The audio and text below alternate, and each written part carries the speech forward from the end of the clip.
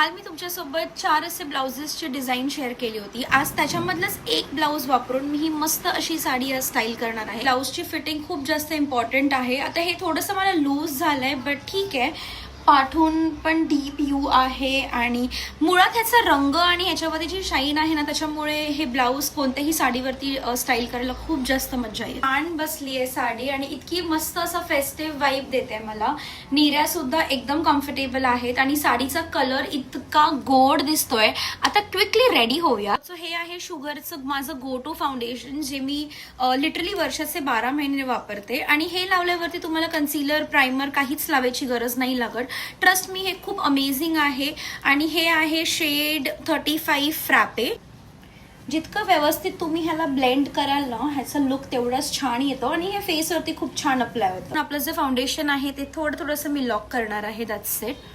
म्हणजे एकदम अति आपल्याला लावायचं नाहीये म्हणजे एकदम फेस असं अननेसेसरी गोरा दिसेल, तुमच्या स्किन टोन पेक्षा जास्त ब्राईट वाटेल तो. ही वाली एक लिपस्टिक मी ऑर्डर केली होती परुल गार्गची. खूप अमेझिंग शेड आहे हा आणि हे शुगरचं लिप लायनर आहे. Lipstick is done. खूप छान दिसते आणि एकदम अशी ड्राय पण नाहीये, थोडीशी बामी आहे. सो मी हे एक सिम्पल असं गोल्ड वाला चोकर आहे माझ्याकडे ते घालणार आहे. आता हातात हे घालणार आहे मी. आय थिंक हेच खूप छान दिसतील. इम्पॉर्टंट म्हणजे टिकली.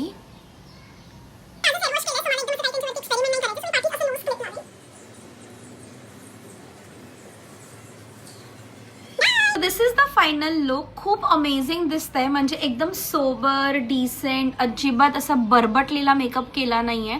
जेवढं तुम्हाला कॅरी करायला होईल किंवा तुम्ही ज्याच्यामध्ये कम्फर्टेबल आहात तेवढंच मेकअप करावा. खूप सुंदर दिसते ही साडी पण खूप छान बसली आहे. तुटका फुटका गेट रेडी विथ मी जसा आहे तसं तुम्ही तो स्वीकारावा आणि तुम्हाला माझी साडी आणि आजचा लुक कसा वाटला हे कॉमेंटमध्ये सांगा.